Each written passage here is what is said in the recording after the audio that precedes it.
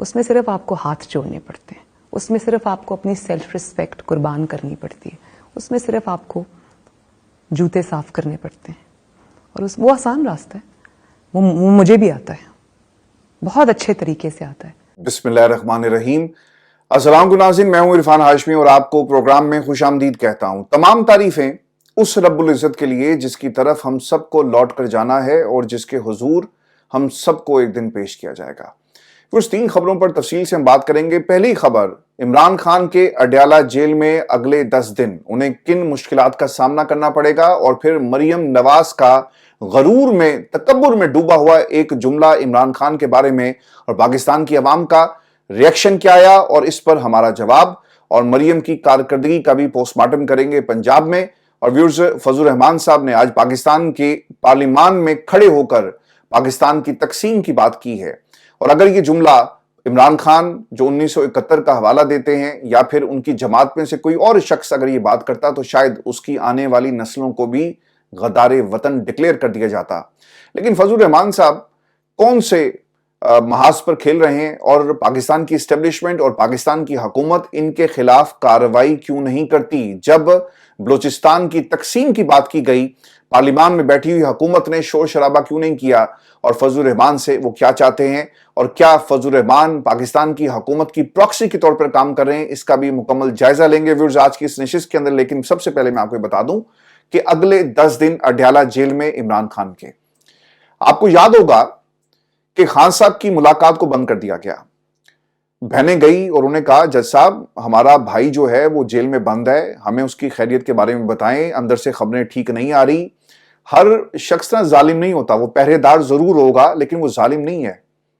اس نے عمران خان کی حالت کو خاندان کے لوگوں تک پہنچایا جو ذرائع تھے جیل کے، اور پھر بتایا گیا کہ خان صاحب کو قید تنہائی میں رکھا گیا، بجلی کو بند کر دیا گیا، پانی ان کے پاس نہیں ہے، گندے پانی کی بالٹی ان کو دی جاتی ہے، اور پھر اس کے ساتھ ساتھ بجلی کئی گھنٹے جان بوجھ کر بند کی گئی اور انہیں اندھیرے میں رکھا گیا۔ یہ سب باتیں خان صاحب نے باہر آ کر، یعنی جب جیل میں عدالت لگتی ہے تو انہوں نے اس بات کو کنفرم بھی کیا۔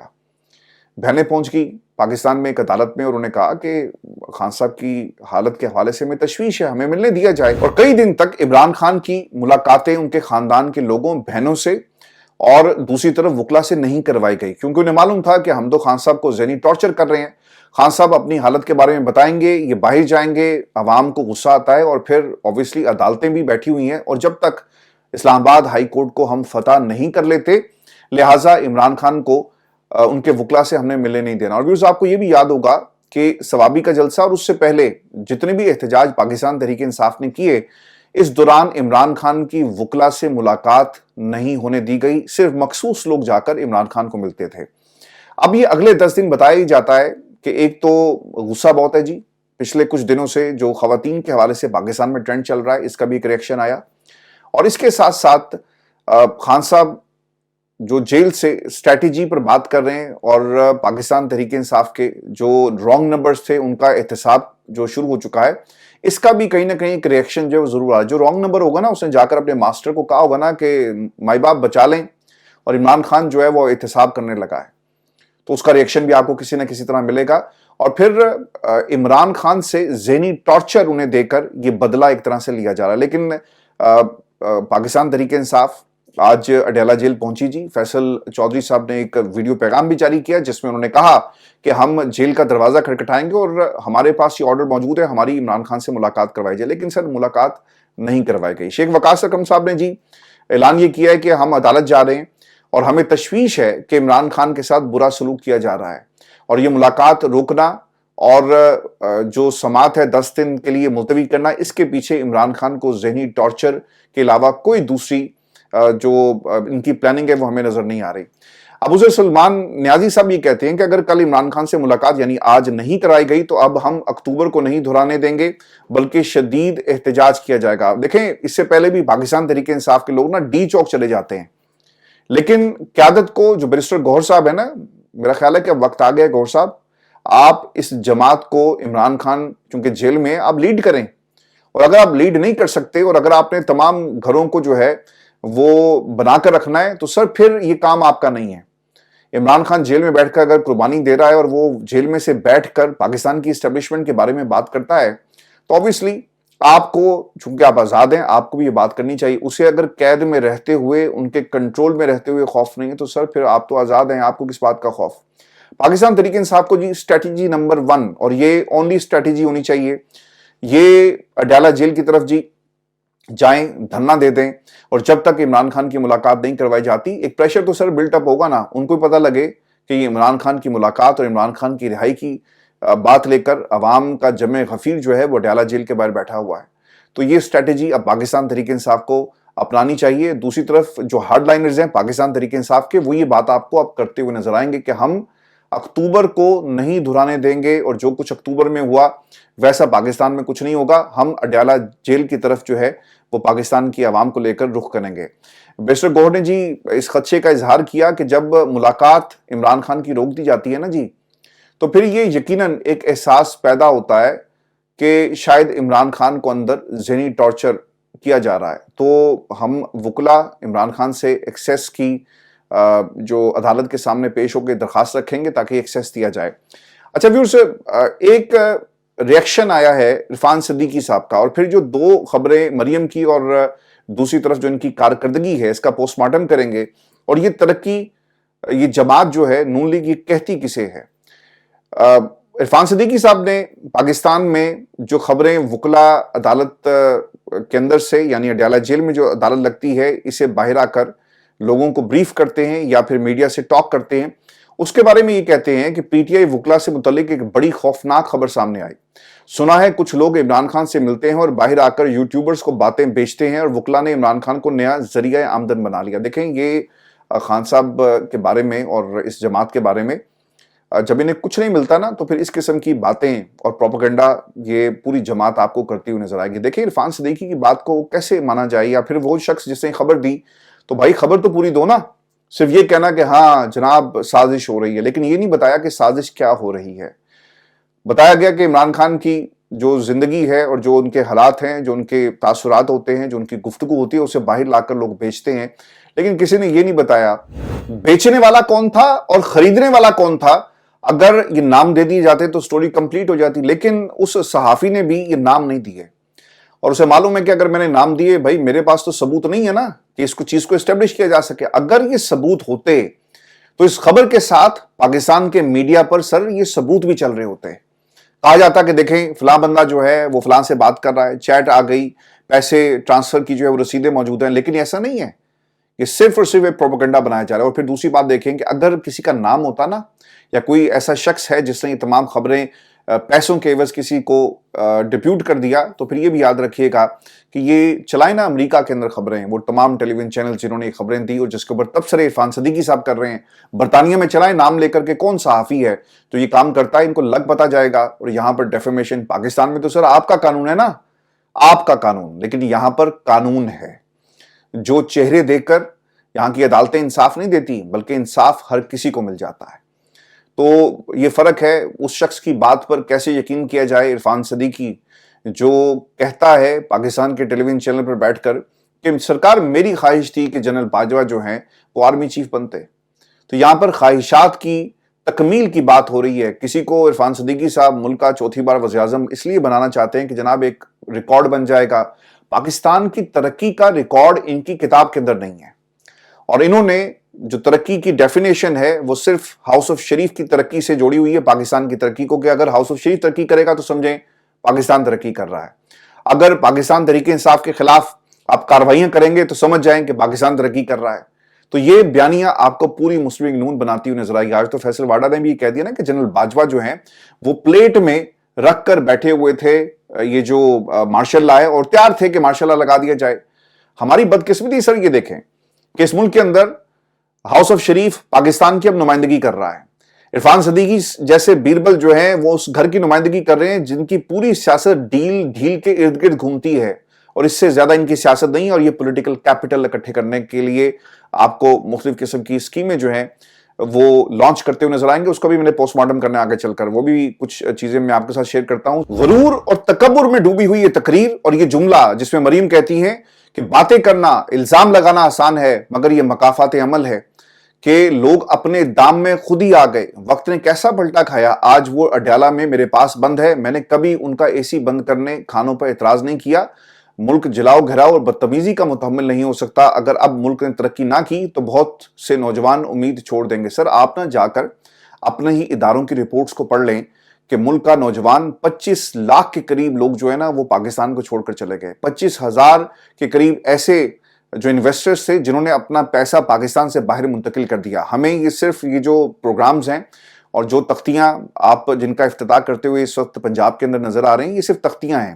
اس کے پیچھے نہ سرمایہ کاری ہے، نہ اس کے پیچھے کوئی ویژن ہے. ہاں، کس نے کتنے منصوبے لانچ کرنے ہیں یہ ایک آپ کو مقابلہ جو ہے مریم نواز کرتی ہوئی نظر آئیں گی. اس سے زیادہ پنجاب کے اندر ترقی نہیں ہو رہی. پنجاب میں ترقی کیا ہے کہ لاہور کو ٹھیک کر لو، آس پاس کے علاقے جہاں پر عوام جو ان کے مضبوط حلقے بن سکتے ہیں، جہاں پر انہیں امید ہے، یا پھر ان کے پاس جو ایم پی ایز آ کر جو ان کے بہت قریبی سرکل میں سمجھے جاتے ہیں، آپ ان کو سپورٹ کرتے ہیں. اس سے زیادہ پنجاب میں آپ کو ترقی نظر نہیں آئے گی. اور مریم نے یہ جملہ کہا نا کہ دیکھو آج وہ جیل میں اور وقت نے کیسا پلٹا کھایا، تو وقت پلٹا یہ بھی کھا جائے گا. آج اگر عمران خان جیل میں ہے تو کل کو آپ لوگ جیل میں ہوں گے، اور پھر پاکستان کا میڈیا آپ کی یہ تقریریں نکال کر چلائے گا اور کہے گا کہ دیکھو مریم نے ایک دفعہ غرور اور تکبر میں کیا کہا، آج اسے اسی جملے کی مار پڑ رہی ہے اور آج وہ جیل کے اندر ہے. تو پاکستان میں سر سیاستدانوں کے حالات بدلتے ہوئے اور وقت بدلتے ہوئے دیر نہیں لگتی. پاکستان کی اسٹیبلشمنٹ اگر آج آپ کے ساتھ باقاعدہ طور پہ چل رہی ہے نا، تو کل کو یہ آپ کو راندہ درگاہ بھی کر سکتی ہے. اگر آپ کو معلوم نہیں تو جا کر اپنے والد محترم کو پوچھ لیں کہ کس طرح پاکستان کی اسٹیبلشمنٹ انہیں سیاست میں لے کر آتی ہے، بناتی ہے، سنوارتی ہے، چلنا سکھاتی ہے، نیپیاں ان کی بدلتی ہے، اور پھر پاکستان کی اسٹیبلشمنٹ انہیں ہمیشہ کے لیے ان کے اوپر کاٹا لگا دیتی ہے. تو پاکستان کی اسٹیبلشمنٹ نے کیا سلوک کیا ان سیاستدانوں کے ساتھ، آپ کے گھر میں بڑی بڑی مثالیں موجود ہیں، اور آپ کے انکلز جو آپ کو سیاست سکھاتے ہیں آپ ان سے جا کر بات کر سکتی ہیں. تو عمران خان کی تو یہ دشمنی کے لائق بھی نہیں ہے. انہوں نے سیاسی مخالفت یا پاکستان کی عوام کی خدمت کیا کرنی تھی. ان کا صرف بیانیہ عمران خان کے گرد گھومتا ہے. ان کی ترقی میں بھی عمران خان کو جب تک یہ نیچا نہ دکھائیں، ان کی ترقی کے قصیدے جو ہیں وہ مکمل نہیں ہوتے. مریم نواز اگر اپنے آپ کو واقعی سمجھتی ہے نا کہ وہ بہت بڑی لیڈر ہیں اور پاکستان کی عوام نے انہیں ایکسپٹ کر لیا کیونکہ وہ نواز شریف کی بیٹی ہے، تو جاؤ نا ذرا جا کر عمران خان کے مقابلے میں کوئی جلسہ کر کے دکھاؤ. اور عمران خان سے تم نے کیا الیکشن لڑنا، اس کے مقابلے میں اس کے کسی ورکر کو اپنے مقابلے میں اتارو اور الیکشن لڑ کے دکھاؤ. تمہیں لگ پتہ جائے گا کہ پاکستان کی عوام جو ہے وہ تمہیں اور تمہاری سیاست کے بارے میں کیا سوچتی ہے. جو آپ کا حلقہ تھا نا مہر شرافت کا، غالباً آپ وہاں سے ہاری. اگر ذرا سی بھی ہمت ہے کسی کے اندر اس سچ کو تسلیم کرنے کی تو جاؤ جا کر حلقے کھول دو. اور فارم 45 اور 47 کا یہ جو پاکستان میں ہم نے ایک تماشا دیکھا، اس تماشے کو ہمیشہ کے لیے ختم کر دو. ریٹائرڈ ججز کو لانے کی کیا ضرورت پڑی اگر آپ لوگ جیت گئے تھے. نواز شریف صاحب کو کہیں نا یاسمین راشد صاحبہ نے خط لکھا ہے، اس خط کا جواب دیں اور اپنی ہار کو تسلیم کریں. اور مشاہد حسین سعید صاحب کی جو بات ہے نا، اور پیکا ایکٹ کے تحت ان کے اوپر بھی کیس کیا جائے کیونکہ وہ بھی ایک جرنلسٹ ہیں، اور ان سے پوچھا جائے کہ آپ نے یہ کہا کہ نواز شریف صاحب نے ڈیل کر لی ہے، بیٹی کو ہم وزیر اعلیٰ بنا رہے ہیں اور اس کے بعد بھائی کو جو ہے وزیر اعظم بنا رہے ہیں اور آپ نے خاموش رہنا ہے، آپ کے لیے ڈیل ہے. تو پھر باؤ جی نے سوچا کہ پہلے چلیں ڈیل تو لیتے ہیں، باقی بعد میں سوچی جائے گی. تو اگر یہ بات درست نہیں ہے تو جائیں جا کر مشاہد حسین سعید صاحب کو جو آپ ہی کی پارٹی کے سینیٹر ہیں جنہیں اب آپ قبول نہیں کرتے، کیس کر دیں ان کے اوپر. پیکا ایکٹ کے تحت جو ہے ان کے اوپر مقدمہ درج کروایا جائے. پاکستان کے اندر نا آپ کا جو میڈیا آپ کو پوری خبر کبھی بھی نہیں دیتا. پاکستان کے اندر خبروں کو سینسر کر دیا جاتا ہے. جیسا فضل الرحمان کی تقریر کو آج مکمل طور پہ سینسر کیا گیا، اچکزئی صاحب کی تقریر کو اکثر سینسر کیا جاتا ہے، عمران خان کے نام کو ہمیشہ کے لیے سینسر کر دیا گیا. اور یہ وہ تمام تکلیفیں ہیں، یہ تمام ہتھ کنڈے ہیں جو مریم نے خود بھگتے، لیکن آج مریم خود ان ہتھ کنڈوں کو استعمال کرتی ہوئی پنجاب کے اندر، پاکستان کے اندر ان کی چچا جان جو ہیں سب نظر آئیں گے. اور پچھلے 5 برسوں میں پاکستان کے اندر میڈیا کا زبردست قسم کا استحصال ہوا. میڈیا کو بطور ٹول استعمال کیا گیا پروپیگنڈا کرنے کا، اور جو سچ بولتا ہے اسے پاکستان کے میڈیا سے نوکری سے فارغ کر دیا جاتا ہے.